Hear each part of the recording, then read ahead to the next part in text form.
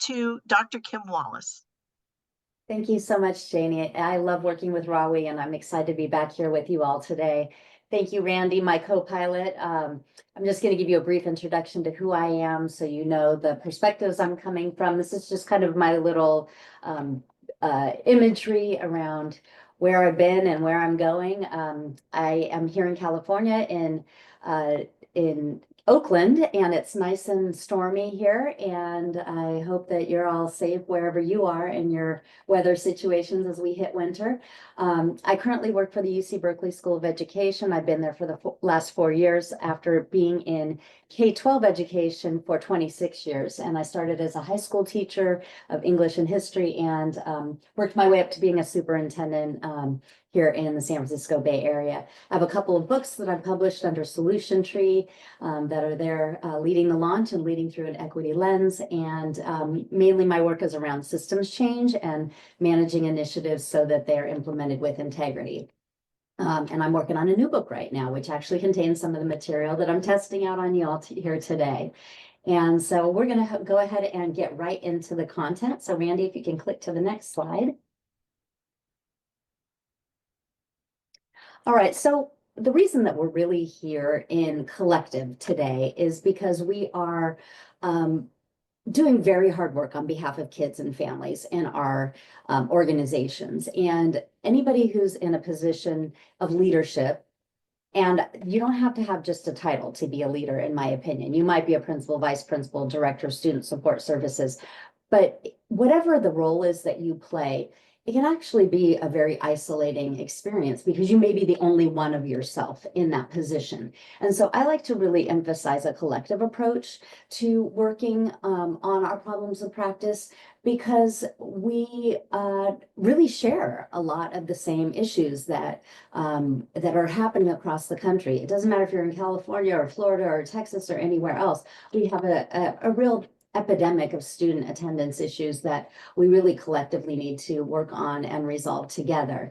And so my whole gist of it is that we have to support each other in the work in order to get it all done. So the slide here shows this little imagery of if you're the smartest person in the room, it's time to find a bigger room. I never consider myself the smartest person in the room. I always have things to learn from other folks. And that's why I love doing this work in community with you all. So go ahead and move to the next slide, Randy. And it's great to see all the people who are popping in, where they're from and what roles they're playing. I'm watching those as they roll in. So as I mentioned earlier, improving student attendance is a team approach. And I know that you know that, but sometimes we have images and ideas around what teaming is that can be improved upon. And so I want you to think about the teams that you're currently on and whether or not you're there voluntarily, you were assigned, or that just because you have the role or the title associated with your name, you're part of that community or that group. And often we inherit teams. We either are people who are placed on teams or we inherit other people if we're leading teams. And so I want you to really ponder, what are the ones that you're on that are really functional and that you enjoy to be on, and why? Like, what are the elements of it? Are people coming to the team happy and contributive, or do you have good, strong relationships? So what are the elements that make for a good team? So just hold that in your mind as a framework as we go forward.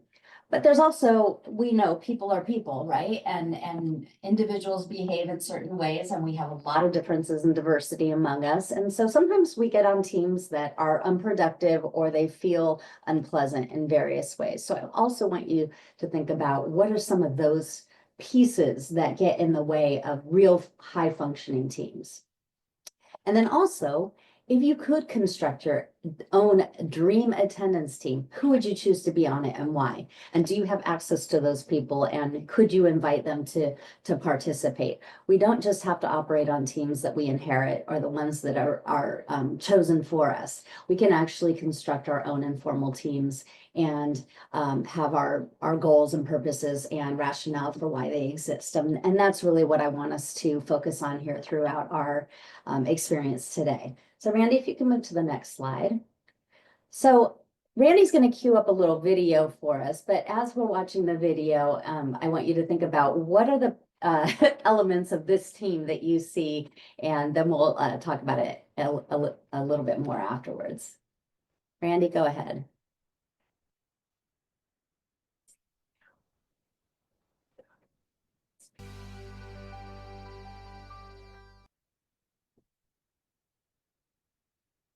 I like to use this illustration because it really does show that one person's perspective may be skewed, and the feedback and communication and connection with others who have different diverse viewpoints are incredibly important in order to balance where you're coming from. And so this is a great illustration of how a team helps their leader see something that he's not particularly able to see at the moment.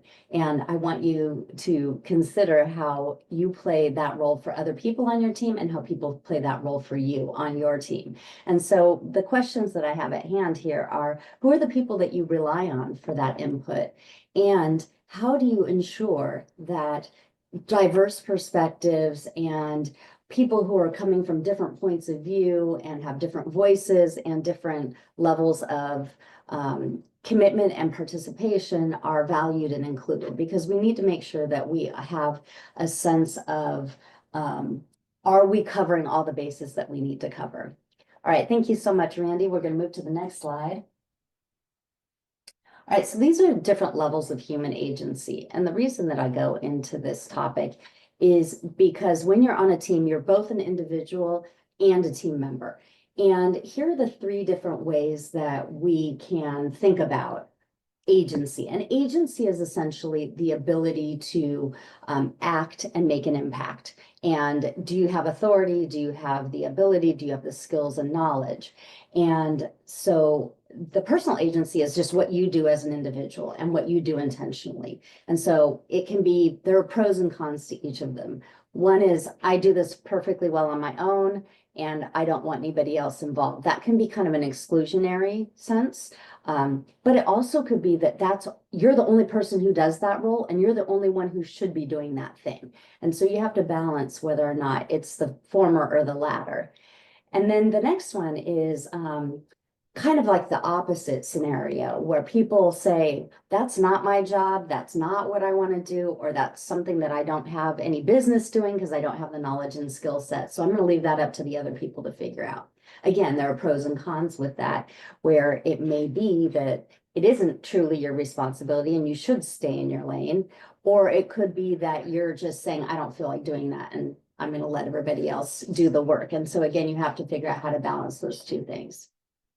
And then what the third one is really what we're going for here as improving our attendance teams, is that we together all have diverse experiences and skill sets, and we are going to accomplish this collective goal together. So that last one is really where we have the power to make change for our students.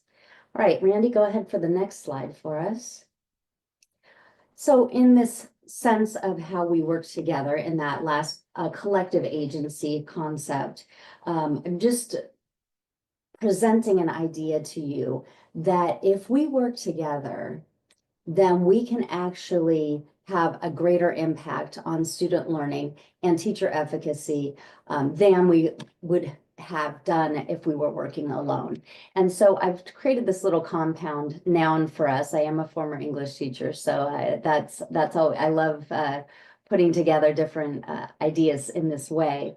And that if you want to have full impact on your student population, then you are figuring out how you need to work together as a collective in order to do so. All right, so we're going to get past the theory and into practice now. So go ahead into the next slide, Randy.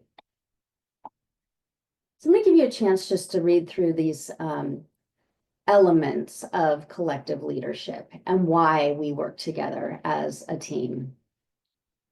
I see Tammy's just wrote that there's maybe an audio problem, so I'm going to hope that we get some. I'm hearing you. I'm hearing you perfectly fine. So I'm not sure. I'm not having any audio issue on mine. Okay. All right. Other people are okay. So maybe Tammy, you need to see if you can find your right speakers. That's happened to me many times in the middle of a Zoom. We've got a So lot of all goods here, so no issues. So maybe okay, perfect. Thank you. Thank you for Tammy the Matt just feedback, want to, everybody. yeah, she might want to just restart and join again. So All thank you, right, Dr. great. Appreciate it. I love the immediate responsiveness. All right, so why we work in collectives is that it really does benefit the whole, and it creates a culture that we want to really advance in our organization so that we are very much able to have a sense of what's going on with our students and why are they not attending, and that we have a team approach to doing so. So go ahead and move on to the next concept. So specifically to attendance teams, the earlier slides were all really about teams in general. And I want you to orient yourself now to the teams that you're on that are specifically related to your attendance role. And so these are some compositions of teams that you might consider. And one of the things that is very typical when we entered into teams. So this is a lot of people, right? You don't want to have necessarily everybody involved all the time.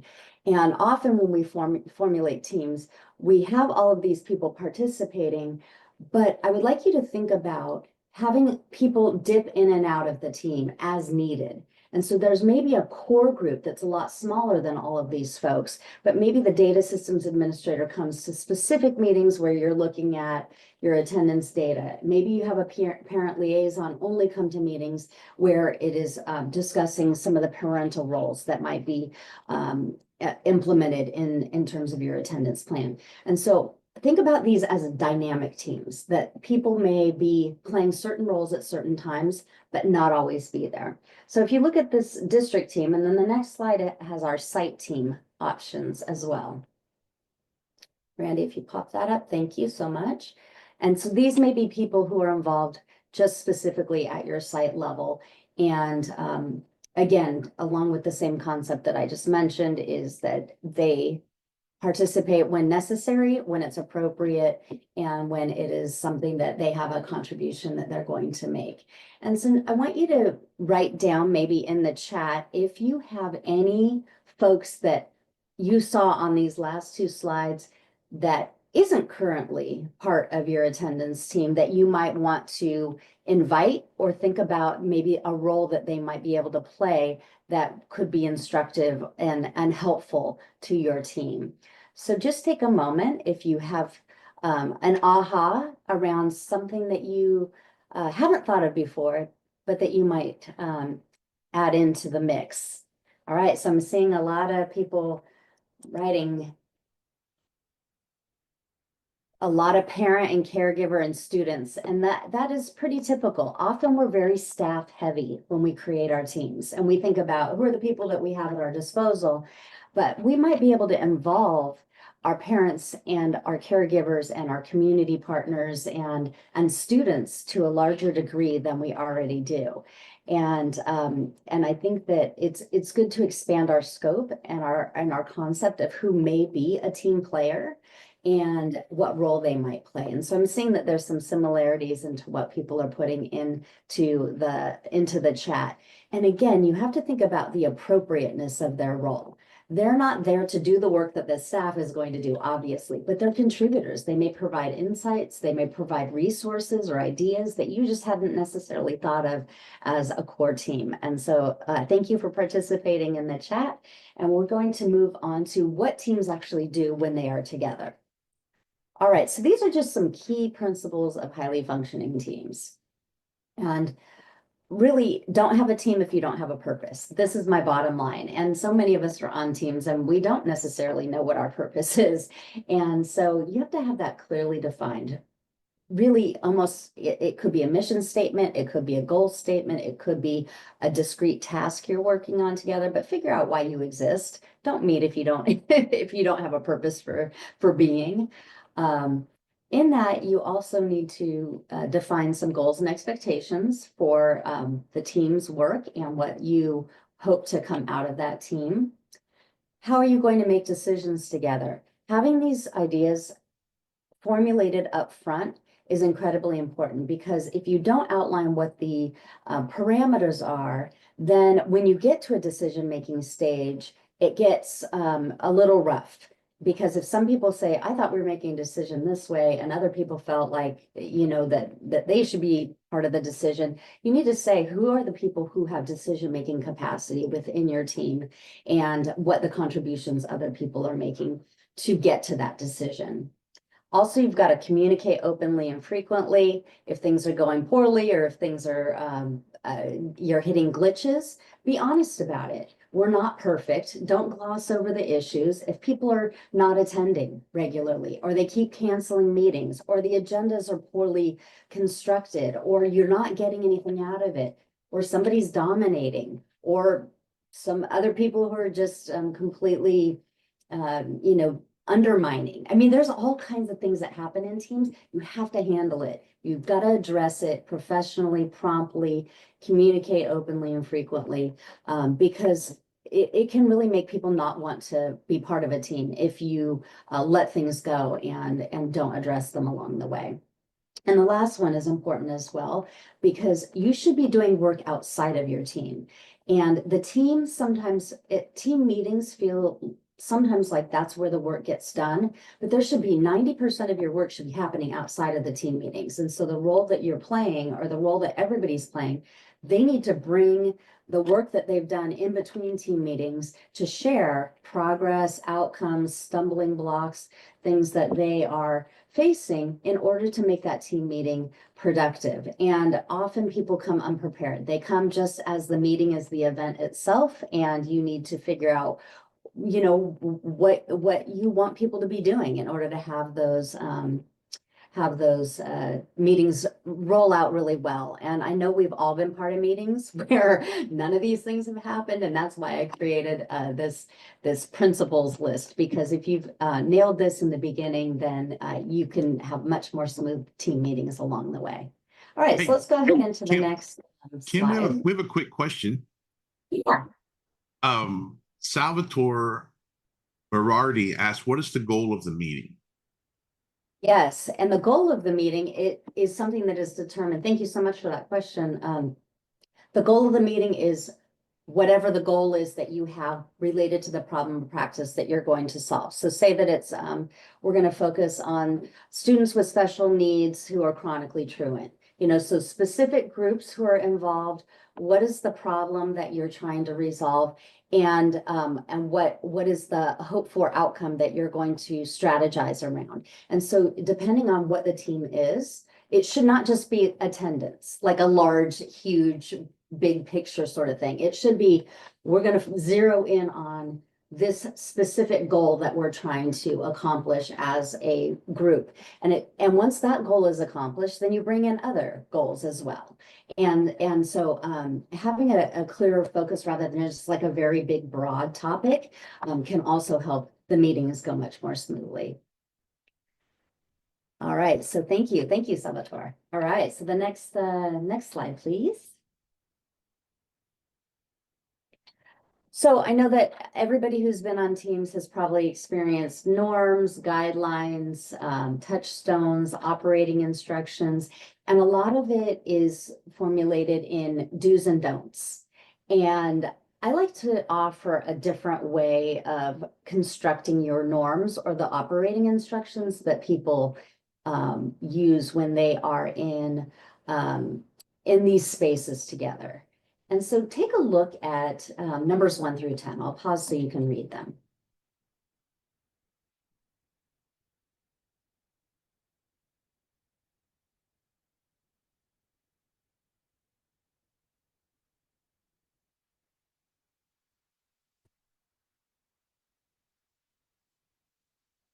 I encourage you, in addition to norms or in a replacement of norms, which tend to be very much more be on time, do your homework, kind of more transactional, that these are mindsets and ways of being that we are embracing while we're in our space together. Because as you know, student attendance is so complicated and complex. There's no one reason really why kids are struggling to attend school. There's so many intricate pieces to the puzzle. And so coming to the space with an open mind, with an open heart, and embracing potential and ideas that you haven't considered before is really a good approach to make people feel like we're solving and addressing this problem in ways that is kind and is compassionate, and ways that you want people to treat the families and the students that we are working with. And so if everybody agrees to these, and what I do with these normally is I have at the beginning of every meeting, people pick one that they feel like is something they want to focus on that day. And so then they keep that personally in mind. I don't necessarily ask people to share it out loud, and that it creates a shift in mindset so that people are in the space where they are more open to novel ideas and solutions to the problems that we face as a group. All right, go ahead and move to the next one, Randy. So you may be in the space where you're looking at, either making an initiative or taking an initiative. And when you're making an initiative, you're trying to come up with, as your team together, approaches to improve attendance.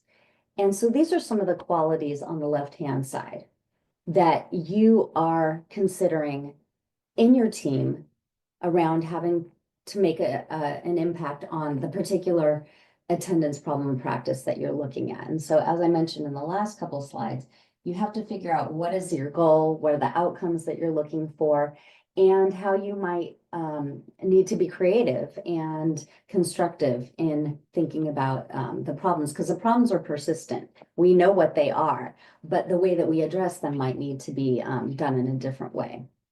And then if you look on the right-hand side, it's what your personal agency is in the role that you're playing on that attendance team. And it's how you're going to come to the party, so to speak, and have these behaviors as well as these growth mindsets around how we might work with our students, families, caregivers, and populations who are struggling with the attendance issues that we're seeing in our society today. All right, so let's put this into practice. Next slide, please. So these are functional roles. So a couple slides ago, I talked about positional roles: school nurse, counselor, principal, attendance clerk, all of the people who have a title or a position behind their name. There's also a way of looking at teaming that is related to the functions that people play on the team. And so here are some different kinds of concepts that you might consider around the overlap between the title roles and the functional roles. And it could be that one person with a title plays a couple of different functions. And it could be that you have a person who is only playing a role for a particular amount of time. And so I want you to think about these functional roles.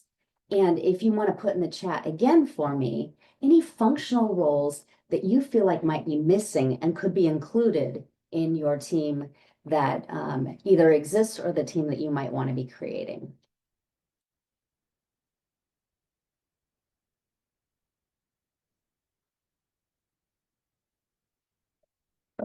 We had someone raise their hand. I think she's on the phone, Melissa okay. Landers. So let me click allow to talk. Maybe she has a question. Okay. Let's see, Melissa, do you have a question?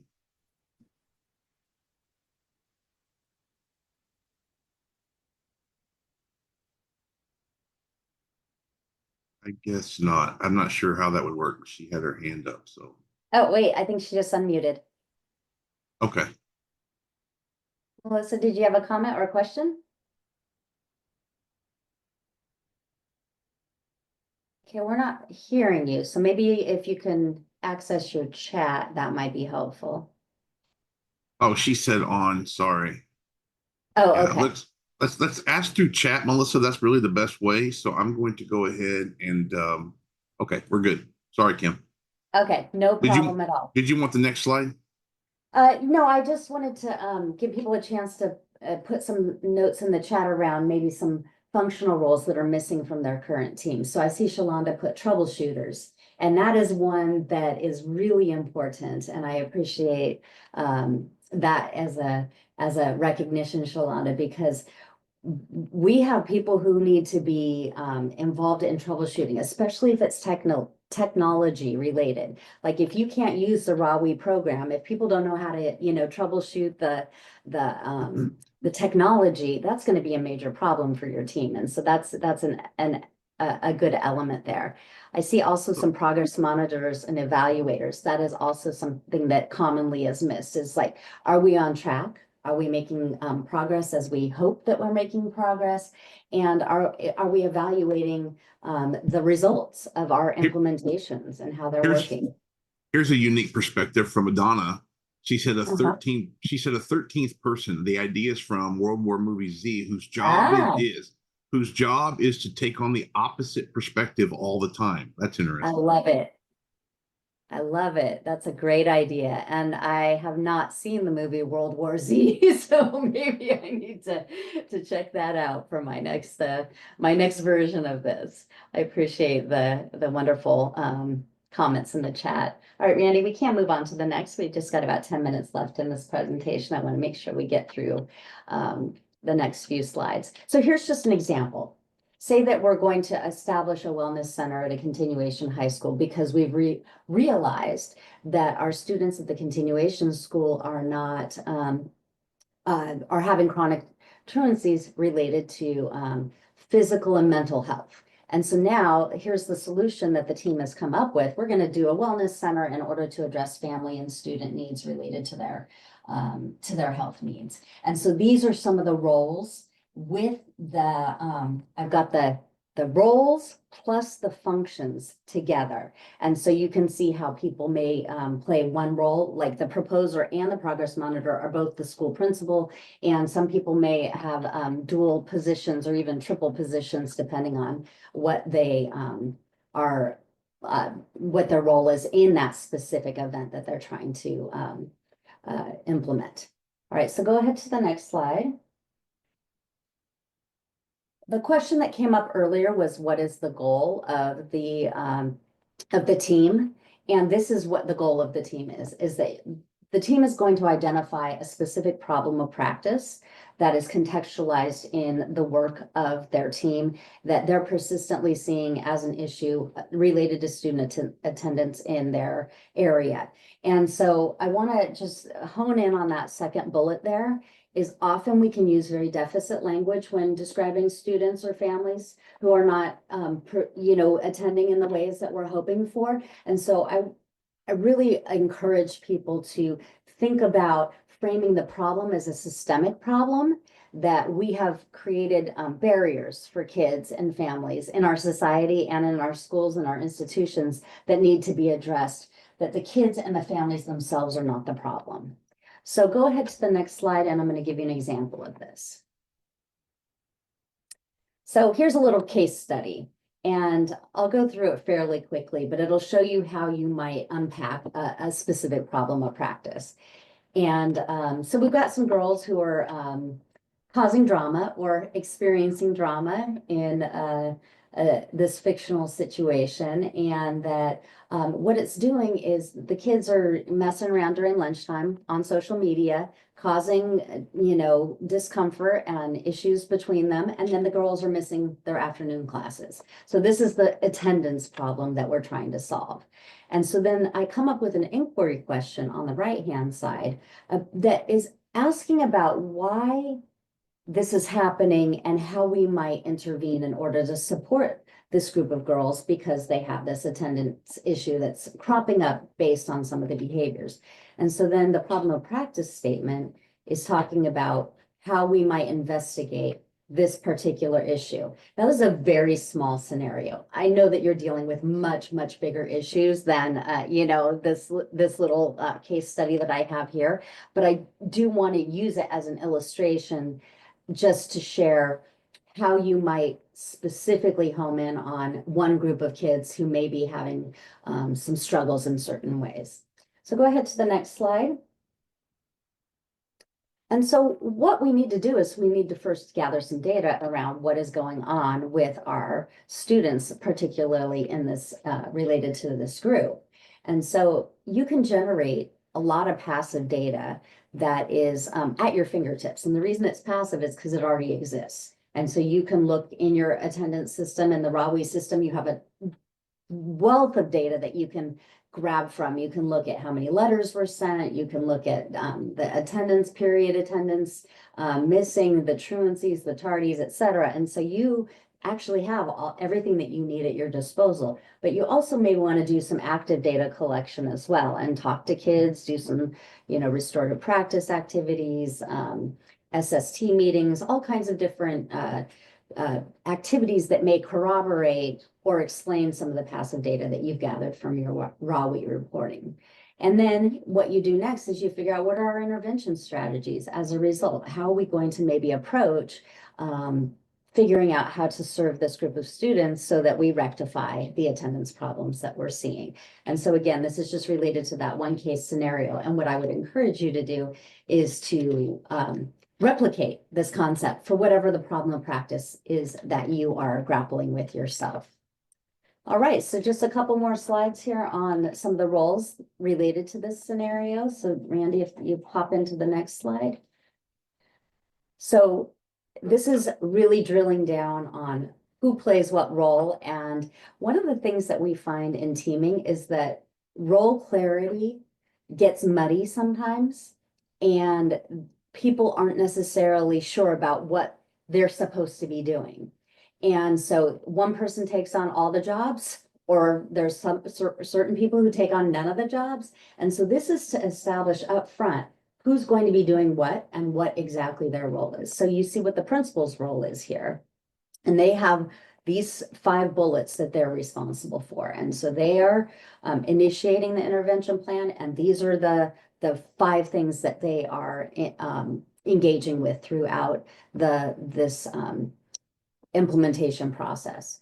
And then you've got the people who are actually doing the groundwork. They're the people who are doing the how. They're implementing the ways in which the plan gets rolled out. And so they do these various things and are responsible and accountable to delivering on these aspects.